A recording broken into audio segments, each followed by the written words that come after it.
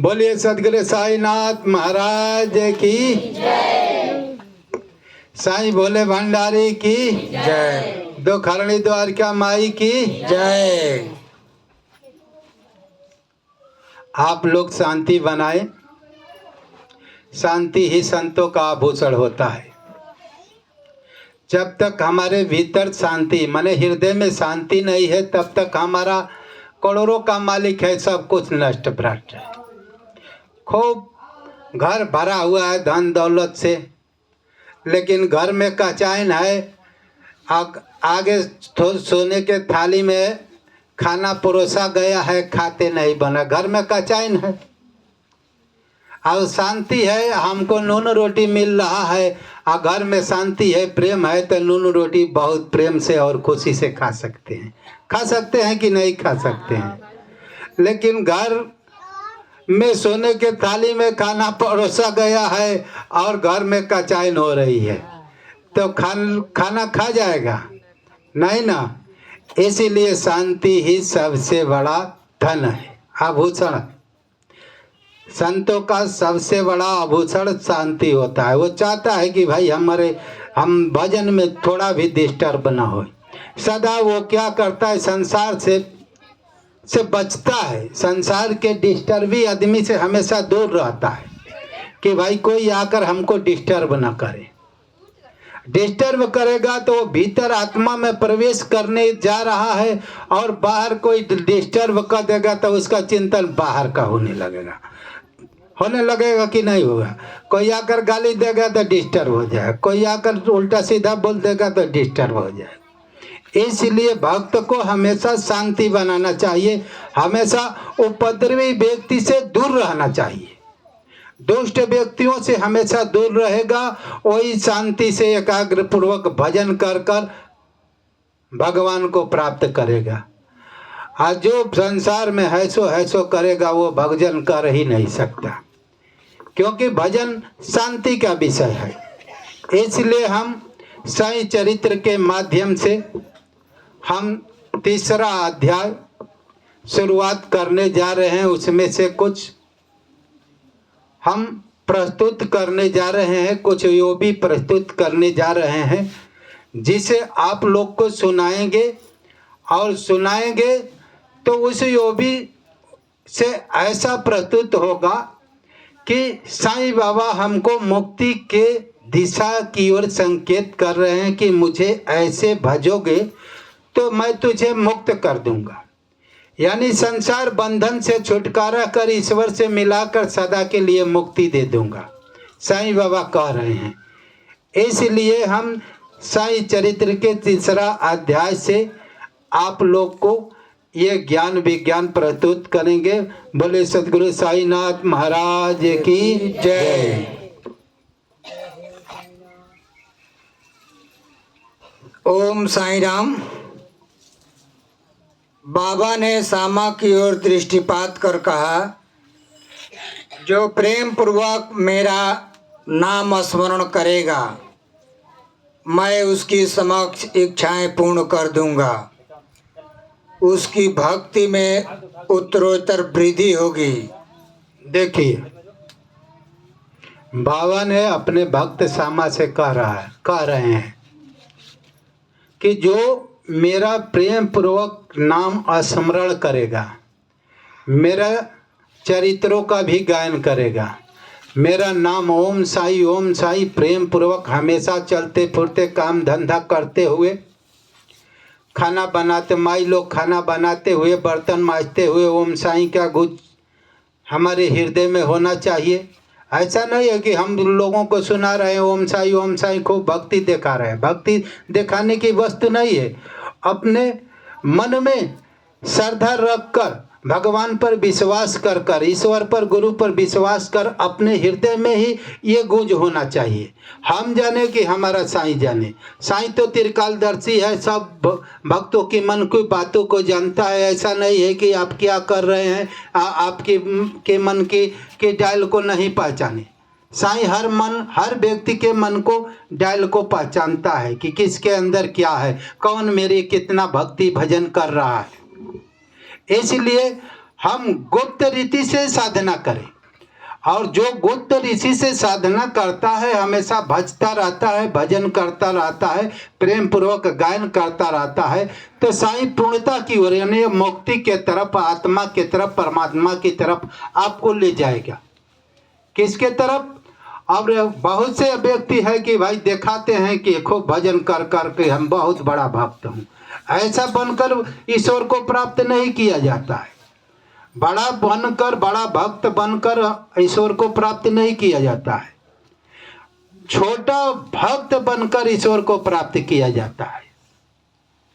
और जो निराभिमान होकर साईं के चरित्रों का गायन करेगा, साईं नाम का स्मरण करेगा, और साईं नाम उसके हृदय में सोते उठते जागते ते हर समय हर काम करते हुए हमेशा साईं साईं जप रहा है, तो साईं उसे पूर्णता की तरफ यानी परमात्मा की तरफ यानी मुक्ति के तरफ ले जाएंगे।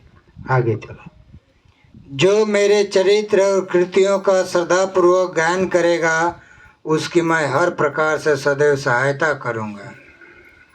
देखिए, जो मेरे कृतियों का गायन करेगा यानी साईं चरित्र को पढ़ेगा, उसमें से जो ज्ञान निकलेगा, साधना का ज्ञान निकलेगा, भक्ति का ज्ञान निकलेगा, साईं की अनुभूतियों का ज्ञान निकलेगा। अनुभूतियां का मतलब चमत्कार होता है। भक्त जब अनवरत भक्ति करने लगता है, एक रस का मतलब होता है तैल धारावत। उसकी भक्ति में विघ्न बीच में नहीं आना चाहिए। जैसे मैं बताया, अनवरत हमेशा चिंतन में लगा रहता है व्यक्ति, वही एक रस भक्ति करता है। और जब करता है तो उसको चमत्कार अनुभूतियां होती है, ईश्वरीय तत्वों का अनुभव होता है। माने आत्मा दिखाई देने लगती है, आत्मा की दिव्यता दिखाई देने लगती है, आत्मा का ज्ञान दिखाई देने लगता है, उसके अंदर शास्त्र उभरने लगता है। शास्त्र का मतलब जो वेद शास्त्र उपनिषद लिखे गए हैं, वो ज्ञान उसके भीतर बिना पढ़े ही दिखने लगता है, बिना पढ़े ही उसे होने लगता है। इसको अनुभूतियां कहते हैं। बिना पढ़े कबीरदास जी कोई शास्त्र नहीं पढ़े थे, साईं बाबा कोई शास्त्र नहीं पढ़े थे, लेकिन शास्त्रों का सार थे। तो ज्ञान का मतलब है कि कोई पोथी न पढ़कर अपने भीतर ही आत्मा परमात्मा का अनुभव कर कर उस ज्ञान रूपी परमात्मा का सार तत्व को, यथार्थ स्वरूप को, यथार्थ ज्ञान को समझ जाए, और शास्त्र जो भी बोले उसकी वाणी शास्त्र हो, तो उसे ज्ञान कहते हैं। तो बाबा उस पूर्णता की तरफ आपको ले जाएंगे। किधर? परमात्मा की तरफ, यथार्थ स्वरूप की तरफ। यथार्थ स्वरूप क्या है? आपकी आत्मा ही यथार्थ स्वरूप है। उस आत्मा की तरफ ले जाएंगे और आत्मा को परमात्मा से मिलाकर मुक्त करेंगे। और ये भी कह रहे हैं कि मैं उसे भौतिक एवं आध्यात्मिक दोनों उपलब्धियां देता हूँ। भौतिक का मतलब है कि धन दौलत पैसा रुपये बेटा बेटी सब कुछ देंगे बाबा।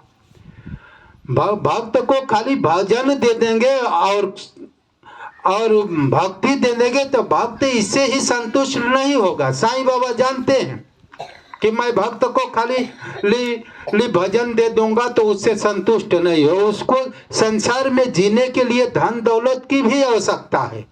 ये भी बाबा पूर्णता की तरफ ले जाते हैं, ये भी दे देते हैं हर भक्तों को, अपने भक्तों को।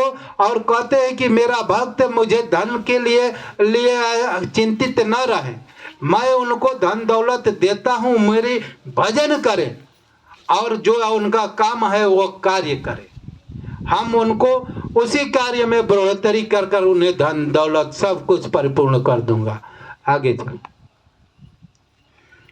जो भक्तगण हृदय और प्राणों से मुझे चाहते हैं, उन्हें मेरी कथाएं श्रवण कर स्वभावतः ही प्रसन्नता होगी। देखिए, जो भक्त माने साईं बाबा को हृदय और प्राणों से चाह रहे हैं, उन्हें साईं बाबा की कथाएं सुनकर प्रसन्नता होगी। साईं बाबा की कथा सुने गए जो वाकई में बाबा का भक्त हैं, तो उनको कथा सुनने के बाद उनके अंदर रोमांच होने लगता है। रोमांच का मतलब समझती हैं आप लोग? रोमांच माने उसके शरीर में ऐसा रोमांच होने लगता है, ऐसा अनुभूतियाँ होने लगती है कि वो सिसकने बिलखने भी लगता है और रोने लगता है और प्राणों से अधिक बाबा को पुकारने लगता है। ऐसा रोमांच माने वो सिसक बाबा की भक्ति में सिसकता है, बिलखता है, रोता है और प्राणों से अधिक, जैसे उस प्राण से प्रेम है, उस प्राण से भी अधिक बाबा की भक्ति भजन में तत्परता से लग जाता है। बाबा को प्राप्ति के लिए मेहनत परिश्रम करने लगता है, चाहने लगता है। और जो ऐसे भक्तों को जो साईं चरित्र पढ़ेगा तो उसको प्रसन्नता होगी, उसको साईं चरित्र पढ़ते उसके अंदर रोमांच होने लगेगा, अनुभूतियाँ होने लगेगी, आत्मा परमात्मा का अनुभव होने लगेगा। हम तो साईं चरित्र खाली 20 मिनट पढ़ा तो हमारी बाबा ने हमको हमारी आत्मा को शरीर से बाहर निकाल कर दिखाए कि देखो तुम शरीर नहीं हो, तुम आत्मा हो, तुम ब्रह्म हो। मैं अपना जीवनी बता रहा हूँ। जब हम साईं चरित्र 20 मिनट खाली पढ़ा था, मैं एक जगह वर्णन किया हूँ, अपने ने चैनल के माध्यम से वर्णन किया हूँ कि खाली साईं चरित्र 20 मिनट पढ़ा और बाबा हमारे शरीर में से आत्मा को निकाल कर दिखा रहे कि देखो तुम ब्रह्म हो, आत्मा हो, तुम शरीर नहीं हो, देखो तुम्हारा शरीर रूपी वस्त्र वहाँ पड़ा है, तुम कितना आनंदमय स्वरूप हो, कितना विज्ञानमय स्वरूप हो, कितना अविनाशीमय स्वरूप हो, तेरा कोई नाश नहीं कर सकता, कोई बाल बाका तेरे स्वरूप को नहीं कर सकता, तुझे कोई काल छू नहीं सकता, ऐसा जीव का तेरा स्वरूप है। इस स्वरूप को पकड़कर अपने आनंदमय स्वरूप के साथ पकड़कर और इसकी भजन कर कर इसके साथ हो लो, तुम्हारी मुक्ति हो जाएगी, इस संसार बंधन से छूट जाओगे। साईं बाबा इस तरह से दिखा रहे हैं, बता रहे हैं कि तुम आत्मा हो, तुम ब्रह्म हो। अब इसको जब आप जान लेंगे कि मैं आत्मा हूँ, ब्रह्म हूँ, ये शरीर नहीं हूँ, तो आप प्रयत्न करने लगेंगे, आप मेहनत करने लगेंगे कि भाई उस आत्मा को फिर से साधना कर कर देखूं और साईं की ऐसी भक्ति करूं कि हमेशा उस आत्मा को दिखाते रहें। मेरा साईं हमेशा हमको हमारी आत्मा तक पहुंचाते हैं, मैं आत्मा का ध्यान करता रहता हूं। ऐसा नहीं है कि ये खाली दिखा दिए बस हो गया, लेकिन हमेशा अनवरत ध्यान में लगा रहेगा, चिंतन में लगा रहेगा, साईं उसी को दिखाते हैं। आगे चलो। विश्वास रखो कि जो कोई मेरी लीलाओं का कीर्तन करेगा उसे परमानंद और चिर संतोष की उपलब्धि हो जाएगी। यह मेरा वैशिष्ट है कि जो कोई अनन्य भाव से मेरी शरण आता है, जो श्रद्धापूर्वक मेरा पूजन, निरंतर स्मरण और मेरा ही ध्यान किया करता है, उसको मैं मुक्ति प्रदान कर देता हूँ। देखिए साईं बाबा कह रहे हैं जो मेरा भजन करता है उसको आनंदमय की प्राप्ति। आनंदमय क्या है? आपकी आत्मा ही आनंद स्वरूप है, ज्ञान स्वरूप है, विज्ञान स्वरूप है, वो शाश्वत स्वरूप है, उसकी प्राप्ति हो जाएगी। जो मेरी भक्ति लगन पूर्वक करेगा, पूर्ण परिश्रम से करेगा, तो उसको मैं आत्म उपलब्धि यानी मुक्ति प्रदान कर दूंगा। उसकी आत्मा को इस संसार रूपी भाव बंधन से निकालकर परमात्मा रूपी आत्मा में स्थित कर दूंगा, यानी मुक्ति दे दूंगा। बाबा कह रहे हैं जो मेरी भजन करेगा। ऐसा नहीं कि भाई हम भजन भी न करें हमको बाबा मुक्ति दे दे। हमको लगातार मेहनत करना है, नियम का पक्का रहे। मान लीजिए कि हम सुबह शाम जो भजन आरती पूजा करते हैं, लगातार नियम टूटे ना, हम करते रहे, तो बाबा एक दिन हमको क्या करेंगे कि भाई इस संसार बंधन से मुक्ति दे देंगे। मुक्ति का मतलब जब आप शरीर त्यागेंगे तो वो आपको आत्मा में स्थित कर कर इस संसार बंधन से छोड़ा देंगे और सदा के लिए आत्मा में स्थिति दिला देंगे। आपकी स्थिति ही आत्मा को आप जान लिया, आत्मा हूँ मैं, शरीर नहीं हूँ मैं ये संसार नहीं हूँ। इस अज्ञान को नष्ट कर देना ही मुक्ति है। हमारे को क्या है कि हम शरीर हो भाई, हमको वस्त्र की जरूरत है, हमको मकान की जरूरत है, हमको दुकान की जरूरत है, घर की जरूरत है, पैसा की जरूरत है। भाई हम शरीर माने आत्मा को पैसा की क्या जरूरत है? आत्मा शरीर नहीं है तो उसको पैसा की क्या जरूरत है? आत्मा तो खुद आनंदमय है, वो त्रिकालदर्शी है, ज्ञानी है, सारा विज्ञान उसके मन अंदर भरा हुआ है। विज्ञान का मतलब ज्ञान भरा हुआ है। और जब आत्मा को पा लेंगे, आत्मा को जान लेंगे, जैसे बाबा एक पल में ही किसी को करोड़पति अरबपति बना देते हैं, एक पल में ही आत्मा को परमात्मा से मिला देते हैं।